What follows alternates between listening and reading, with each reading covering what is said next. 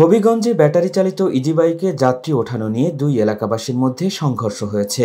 এতে পুলিশ সহ অন্তত ৩০ জন আহত হয়েছেন। সোমবার দুপুরে শহরের ২ নম্বর পুল এলাকায় এ সংঘর্ষ হয়। প্রত্যক্ষদর্শীরা জানান, শহরের শায়েস্তানগর এলাকায় ইজি বাইকে যাত্রী ওঠানো নিয়ে স্থানীয় একজনের সাথে শহরতলির বড়বাহুলা গ্রামের এক ব্যক্তির ঝগড়া হয়। বিষয়টি দুই এলাকার মানুষের মধ্যে জানাজানি হলে তাদের স্বজনসহ এলাকার লোকজন দেশীয় অস্ত্রশস্ত্র সহ একে অপরের ওপর হামলা চালায়। তখন দুপক্ষের মধ্যে সংঘর্ষ শায়েস্তানগর থেকে ২ নম্বর পুল এলাকা পর্যন্ত ছড়িয়ে পড়ে।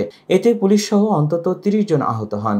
সংঘর্ষে আহতদের হবিগঞ্জ সদর আধুনিক হাসপাতালে চিকিৎসা দেওয়া হচ্ছে। হবিগঞ্জ সদর মডেল থানার ভারপ্রাপ্ত কর্মকর্তা একেএম শাহাবুদ্দিন শাহিন বিষয়টি নিশ্চিত করে বলেন, সংঘর্ষ থামাতে গিয়ে তিনি সহ কয়েকজন পুলিশ সদস্য আহত হয়েছেন। বর্তমানে পরিস্থিতি শান্ত রয়েছে।